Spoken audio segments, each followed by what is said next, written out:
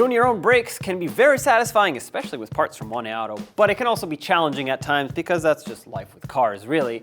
However, there are things that can be easily overlooked, even by professionals, and I want to cover those between the two vehicles we're looking at today. We'll have some good hands-on visuals of what to look out for when you're doing a brake job so you can make sure it's done right from the beginning. You definitely don't want to end up in a very unsafe situation. At first glance, the Caliper slider pin boots might seem alright, but looking closer you can see that they're swollen, way too pliable for them to be still sealing up, and this one is torn. I'm going to replace this because it's the best way to fix this issue and show you exactly where it failed and how it can fail. When you have boots that are failing on the slider pins, most likely you won't notice it right away. Now, if you do, that's great. You can save the caliper and the slider pins, but a lot of times they end up rusting and seizing in place.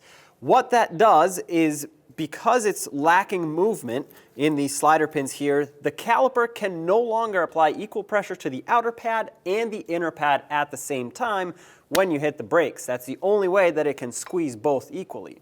So you'll find that the inner pad is severely more worn than the outer pad. That actually reduces the braking performance on this corner of the vehicle, and you'll feel it when you hit the brakes. It's actually going to pull towards the opposite side that's grabbing more. So when you see that the inner pad is not equally worn with the outer pad, you already know you have an issue without even checking to see if these sliders move freely, which they should. You might be asking, what if just one slider pin seizes up? Well, that's when you'll see an angled wear on the brake pad, on the inner one that is, and less wear on the outer. It's kind of half of the symptom that I mentioned previously. Assuming the lower one is seized, you're going to have a pad that's thicker on the bottom and thinner on the top on the inside. Removing this slider pin, we can inspect it further, and thankfully ours isn't seized, but I can already see this boot is extremely loose on here. So if this doesn't seal up, that would not surprise me. It is way too soft, so it's swelled up for sure. And removing it, I can already see a problem. This slider pin no longer has that little sleeve that is supposed to be on the end of it. It's obviously not in the caliper bracket because that would prevent it from moving around, so it probably got taken off or lost at the last brake job that was done. It's important that that is there, and this is somehow still doing its job, but it is very weak. This boot is very swollen and soft, way too pliable. I'm going to remove it and inspect in there. You always want to look inside the caliper bore where the piston goes to make sure that there's no rust, no debris, no gunky grease. This actually looks really good and has still somewhat fresh grease. So what I'm going to do is take a new boot, and you can feel, if you have new boots, that they are a lot firmer and they seal up a lot better. So you can press it right back in to the caliper with grease added in there and the new sleeve on the pin. I'm going to slide it right in, seal it up. Just a little tip here, when you have this happen, that's an air pocket, so push the pin in and squeeze the boot. As you can see, this one seals up so tight I'm having a hard time getting the air out of it, which can be a problem if you leave it in there because it's going to want to push the pin out. But this is now correctly sealed up. At this point, I'm going to, of course, do the same on the top. You want to replace both of these and, of course, check the other side when you do the brakes. But the top one, this is actually torn. That is going to allow grease to leak out, and, of course, water, debris, moisture would get in. That is going to cause this to rust. So clearly the tear in the boot must have happened recently because there's still grease on here. So this is actually savable because, like I said, a lot of times these pins completely seize up. Just happened to catch this at the right time, and it's as easy as pulling the boot out of here, grabbing the new boot. Of course, I'm inspecting in here. I'm looking. Everything looks great. So I'm just going to add this. There we go. Add a little bit of fresh grease on the slider. Slide it right in here. And of course, we'll get the air out. Yeah, this one seals up a lot better. With these boots replaced, you can see that I'm trying to stretch them, and even with two fingernails pinching them and pulling on them, I'm not going to do it with pliers, obviously, because I don't want to break them, but they don't even stretch, which is exactly what you want because the old ones are so stretchy it looked like a rubber band, and they didn't have much life left in them. This caliper bracket would have been seized up very soon. We caught this early and were able to save the hardware that we have here, which is great. Now, oftentimes you're unable to save it because it seizes up so bad, you need to replace the caliper and its bracket in order for everything to function smoothly and restore the braking performance on this part of the vehicle. Like I said, if you don't, you'll feel the brakes pull to one side or another, which is not a good thing. Having fixed this, I'm going to put my caliper right back on, and of course, always torque everything down to spec so you can make sure it is tightened properly, and move on to the next thing that is very easily overlooked when you're doing a brake job. This one might be the easiest one to overlook, and you'll see exactly why.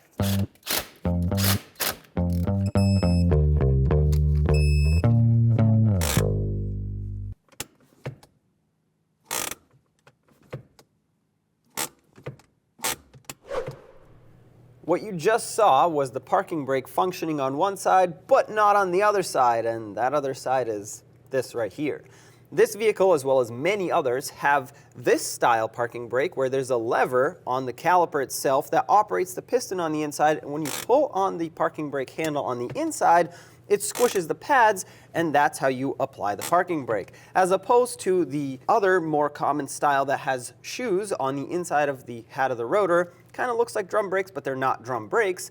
This one is very easy to overlook because it's all inside of the caliper piston, as opposed to the other one where when you take off the rotor to do your brake job, you see everything. So if there's anything visually wrong, you can't overlook it. It's right there in front of you.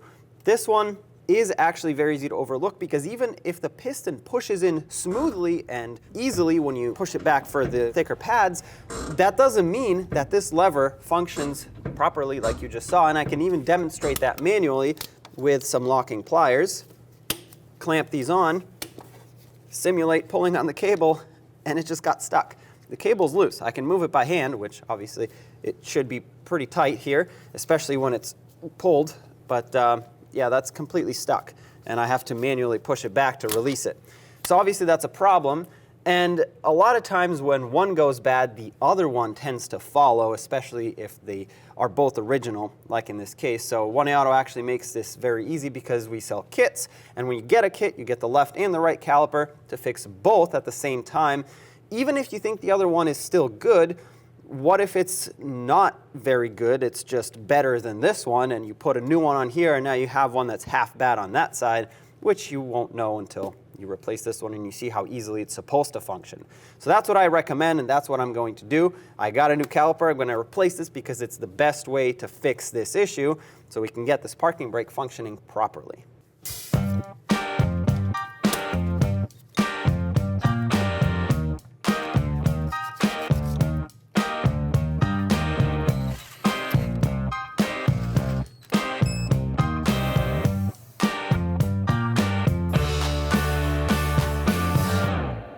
We got the old caliper off the car and in a vise on the bench so I can demonstrate how it works and how it failed.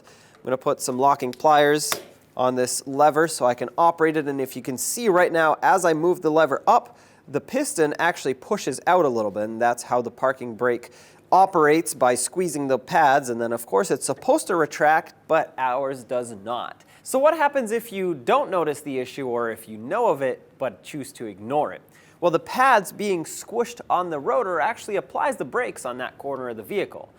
That actually causes a lot of friction and a lot of heat. Due to that friction, it can severely overheat the pads, the rotor, the internals of the caliper, and in a more dangerous situation, if you drive long enough like that, which it really doesn't take long to get to this point, it can overheat and boil the brake fluid. And when that happens, the brake pedal just feels like a sponge, and you lose a lot of braking ability in the vehicle, and of course that's a big safety concern. So if you do find the issue, it is very important to address it right away. If you cannot address it immediately as you're doing those brakes, just don't pull the e-brake until you can come back to it and address it, replace that caliper so it doesn't lock up on you, because if it does, yeah, bad things might happen. Out of all the things we're covering in this video, this is the biggest safety concern, and that is leaking caliper pistons. Now this can happen on any vehicle, any caliper, single piston, dual piston, quad piston even, and wheel cylinders. If you have drum brakes, you have one of these can leak the same way. When you do a brake job, the first thing I always recommend doing is pushing back the pistons on the caliper because you want to know if you need a caliper right off the bat. And in this case, before I even got to squishing the pistons in, I noticed they are wet. And that's not grease, that's actually brake fluid. These seals right here are dust seals. They are not supposed to have brake fluid behind them. That tells me that the inner seal on the caliper, which I will show you actually in a few minutes what it looks like and how it operates so you can understand why it fails, but that failed. And now it's letting brake fluid escape from the caliper behind this dust seal, which once again is supposed to be dry, it's just for dust, and it's leaking out of the caliper piston. And that actually is reducing brake pressure at this caliper. So not only could the vehicle brake differently and feel differently, but if this blows out completely, you can lose brake pressure on this side of the caliper and on this axle here. This is the rear of the truck, and obviously that's a very unsafe situation.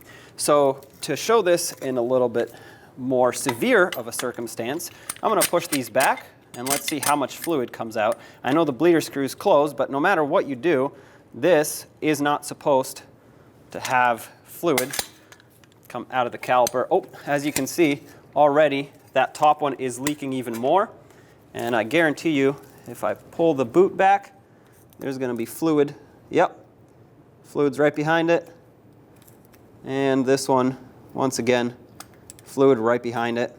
Obviously, that is something we need to address, and really the best way to fix this is to just replace it. So it's a good thing One Auto sells these calipers because I got myself a new one right here so I can put it on this truck, get this one off the truck and onto the bench so we can pop the pistons out and see exactly what the failure point was.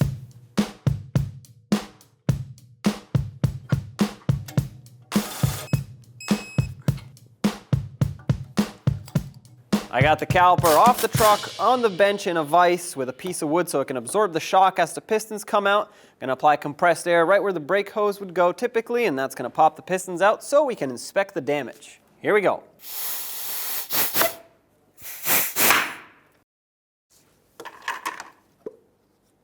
There's one of them. And the other. So this is our dust seal. And it's definitely getting crusty, so water was getting in there. And this seal right here is what's sealing up against the piston, or should really, because for us, this has failed. It is letting brake fluid go past it into the dust seal area and of course right out. This is also what holds pressure, so when this seal is perfectly seated on the piston like that, that's what seals up the entire pressure in your braking system. This is very loose right here, and I can already tell it's probably swollen, and whether that has to do with contaminated brake fluid or age doesn't really matter at this point because it has gone bad and the whole caliper needs to be replaced, especially since it's so rusted. When you're doing a brake job, it is usually triggered by some sort of a problem, and whether that's worn out brakes or a noise that you might be hearing. But it's important to check every aspect of the braking component so that you know whether you need other parts as well, because if you do, it's easiest to just get a kit from oneauto.com and solve all of your issues in one go. Now, if you open the hydraulic system of the braking system of your vehicle, it is important to bleed it out completely. Any air bubbles left in there will make your brakes not work so well and cause a very spongy pedal, which can be dangerous. So make sure you get all the air out.